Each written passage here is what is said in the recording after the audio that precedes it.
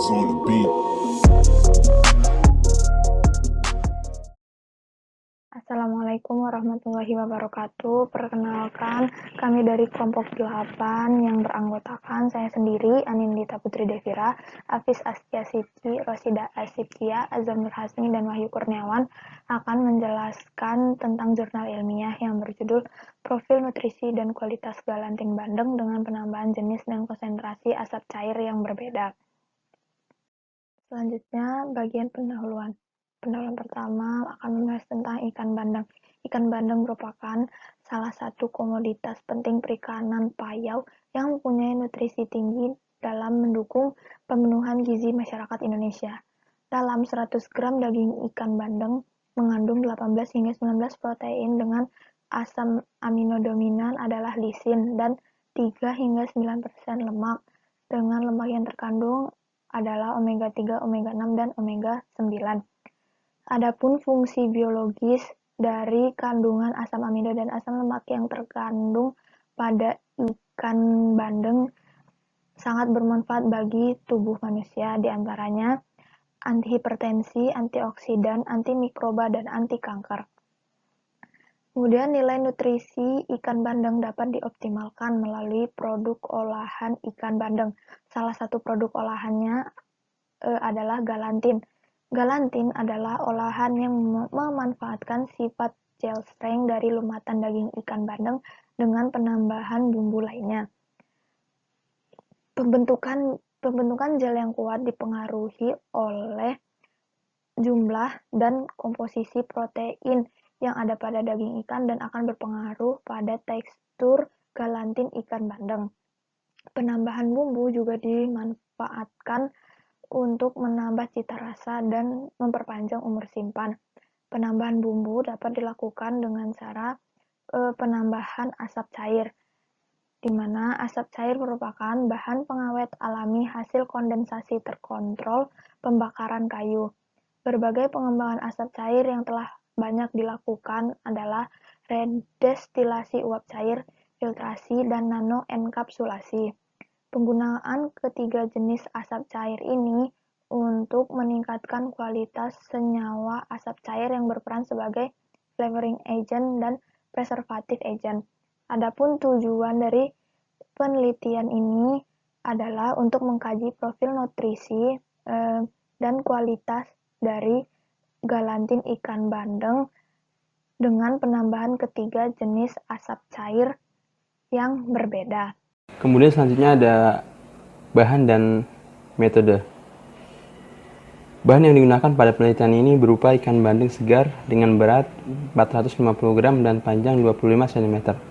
Asap cair yang digunakan sebagai flavoring agent asap cair dari bonggol jagung yang diredestilasi, difiltrasi, dan mikroenkapsulasi. Bahan pembantu lainnya untuk pembuatan gelatin berupa tepung, bawang bombay, lada, bawang putih, H2SO4, katalis, K2SO4, dan HGO dengan perbandingan 20:1.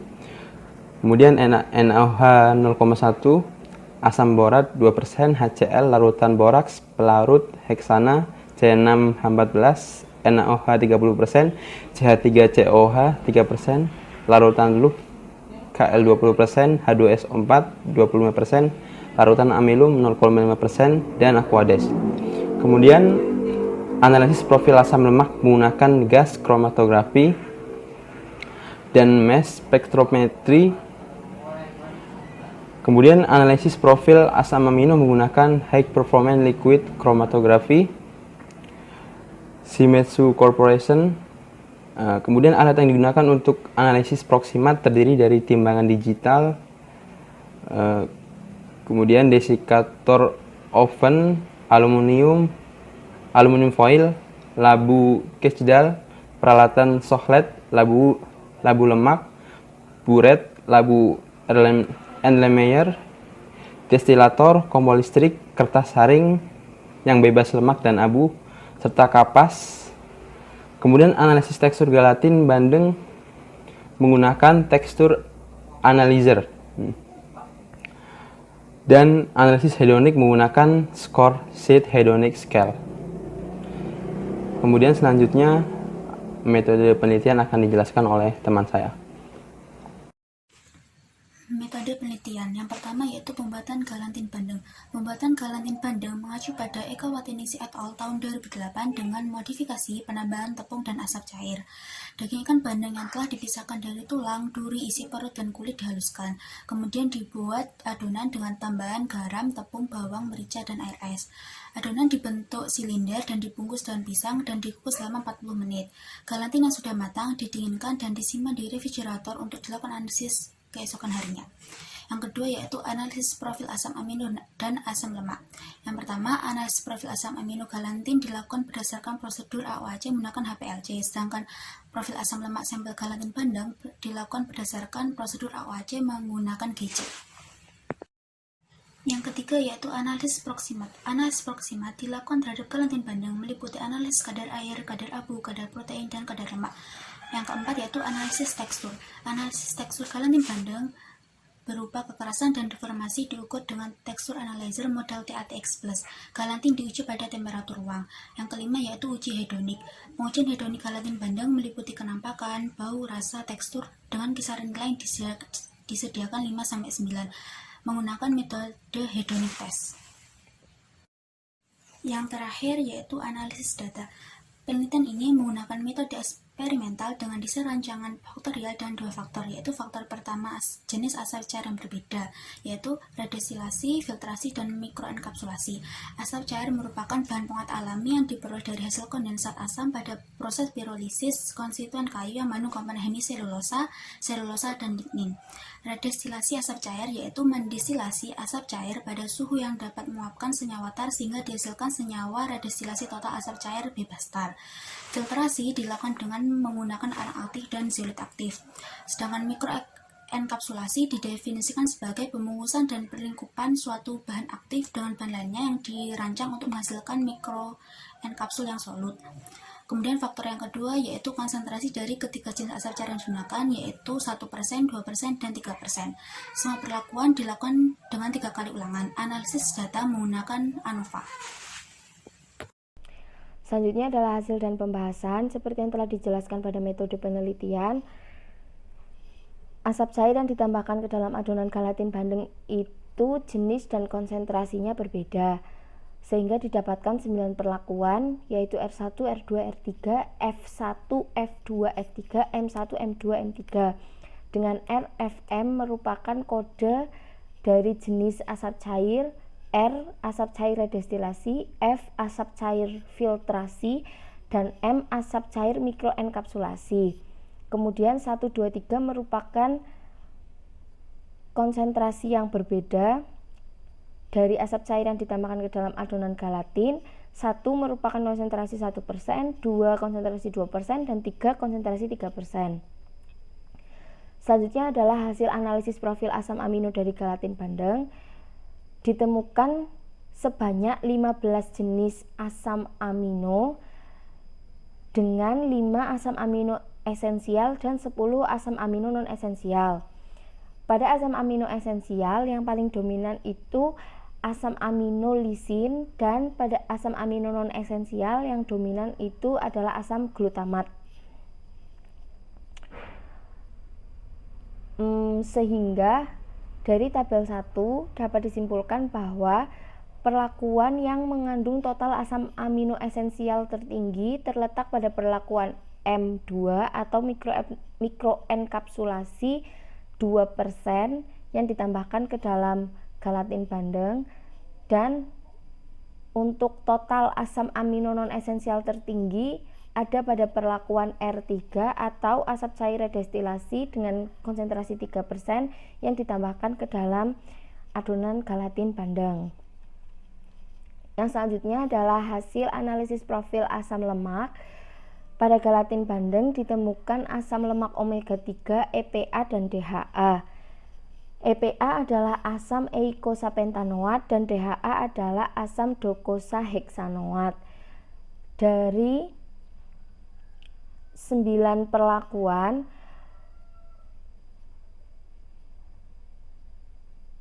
asam lemak yang paling tinggi jenis EPA ada di perlakuan F1 dan asam lemak yang paling tinggi jenis DHA ada di perlakuan M1.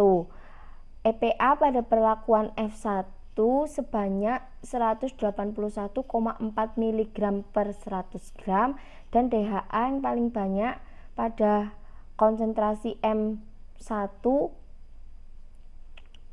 yaitu 165,9 mg per 100 gram, sehingga dapat disimpulkan bahwa perlakuan konsentrasi 1% lebih efektif mempertahankan EPA dan DHA. Kemudian antioksidan dari asap cair efektif untuk melindungi oksidasi EPA dan DHA yang disebabkan oleh panas atau kontak dari oksigen selama proses pembuatan gelatin. Menurut Saraswati et al. Pada tahun 2014 dan Broto Omeazi et al. Pada tahun 2007, komponen fenol dan turunannya pada asap cair mampu berperan sebagai antioksidan yang menghambat oksidasi pada ikan asap. Selanjutnya adalah hasil analisis senyawa proksimat. Perlakuan jenis asap cair yang berbeda menyebabkan beda nyata pada kadar air, protein, lemak, karbohidrat, dan energi pada 9 perlakuan. Yang pertama yaitu kadar air. Kadar air merupakan komponen utama dari gelatin bandeng. Dari 9 perlakuan, kadar air terendah itu terdapat pada perlakuan R3 sebanyak 69,82% dengan standar deviasi 0,65. Kemudian kadar air yang relatif tinggi ini terjadi karena suhu pengukusan yang fluktuatif. Pada metode penelitian telah dijelaskan bahwa pengukusan itu dilakukan selama 40 menit tetapi tidak memberi keterangan dengan jelas suhu berapa yang digunakan untuk mengukus gelatin bandeng ini, sehingga penguapan air menjadi tidak stabil. Kemudian yang selanjutnya yaitu kadar protein. Kadar protein tertinggi ditemukan pada perlakuan F3. Kadar protein ini menurun karena denaturasi protein yang terjadi selama proses pengolahan. Kemudian untuk kadar lemak tertinggi ditemukan pada perlakuan R3. Pada perlakuan ini kadar lemak sebesar 6,14%.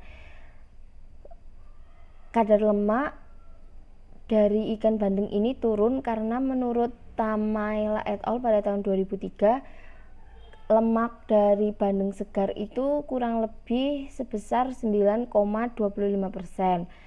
Nah, penurunan kadar lemak ini terjadi karena selama proses pengasapan atau pengukusan dengan menggunakan asap cair, kadar lemak menurun seiring terjadi pengurangan kadar air, karena sebagian lemak di dalam tubuh ikan bandeng itu ikut mengalami drip loss. Kemudian untuk kadar abu, menurut Saleh et al. Pada tahun 1995, kadar abu ikan bandeng segar adalah sekitar 1,38%. Kemudian pada penelitian ini ditemukan bahwa kadar abu yang paling tinggi itu pada perlakuan F3 sebesar 2,84%, dan kalau dibandingkan dari kadar abu dari ikan bandeng segar itu kadar abu gelatin bandeng mengalami kenaikan. Nah, kenaikan kadar abu ini terjadi karena pengendapan mineral selama proses pengukusan. Kemudian yang selanjutnya yaitu karbohidrat. Karbohidrat tertinggi ditemukan pada perlakuan M3 yaitu sebesar 5,27%, sehingga dapat disimpulkan bahwa gelatin bandeng yang memiliki total energi tertinggi adalah gelatin bandeng dengan perlakuan R3 yaitu sebesar 138,9 kalori per 100 gram. Assalamualaikum warahmatullahi wabarakatuh. Perkenalkan, saya Wahyu Kurniawan. Saya di sini akan menjelaskan tentang analisis struktur gelatin. Nilai tertinggi dengan penambahan asap cair pada konsentrasi 3%. Nilai kekerasan dan deformasi dipengaruhi oleh tingkat kesegaran bahan baku yang digunakan. Bahan tambahan seperti pati atau tepung terigu dapat dipengaruhi oleh proses pemanasan. Untuk yang selanjutnya, pada analisis struktur gelatin ada tingkat kesegaran. Tingkat kesegaran faktor pertama dari kualitas tekstur produk yang dihasilkan. Semakin segar ikan digunakan, semakin tinggi kekuatan gel yang dihasilkan. Yang selanjutnya ada tekstur gelatin. Tekstur gelatin sendiri juga dipengaruhi oleh tepung terigu maupun pati. Tepung terigu dapat mengikat dan menahan air dalam bahan. Penambahan tepung terigu dapat menjadikan adonan menjadi gel dan lebih elastis. Untuk slide selanjutnya tentang pemanasan. Pemanasan faktor penentu tekstur produk. Karena pemanasan, kandungan air akan menguap sehingga pada level atau titik tertentu bahan pangan menjadi lebih kenyal karena hilangnya kemampuan mengikat air. Tingkat elastisitas protein akan meningkat pada suhu 35 menjadi 45 derajat Celcius dan semakin meningkat pada suhu 46 derajat Celcius dan mencapai puncak pada suhu 60 derajat Celcius. Untuk slide selanjutnya tentang nilai kesukaan gelatin. Hasil analisis hedonik menunjukkan semua produk disukai oleh panelis dengan nilai terendah 7,15 pada gelatin dengan asap cair redestilasi 3%.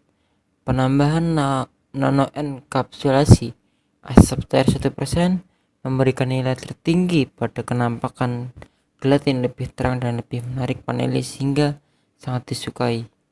Rasa asap pada gelatin sangat disukai panelis. Hal tersebut menunjukkan flavor asap pada gelatin dapat menjadi alternatif untuk memberikan varian rasa yang disukai panelis.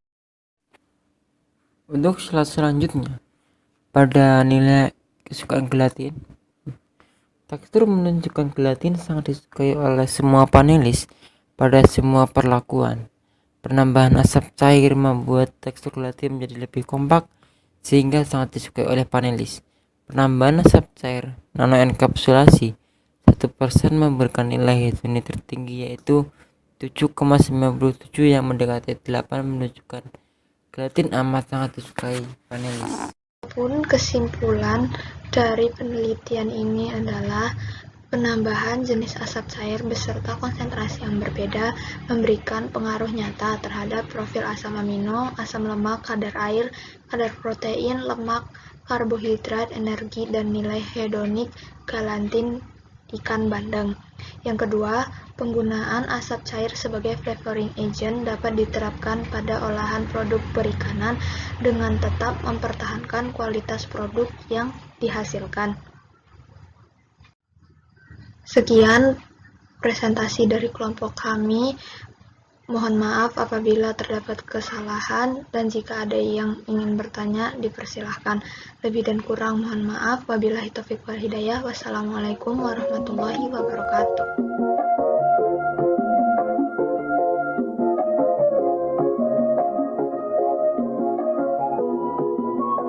Dice is on the beat.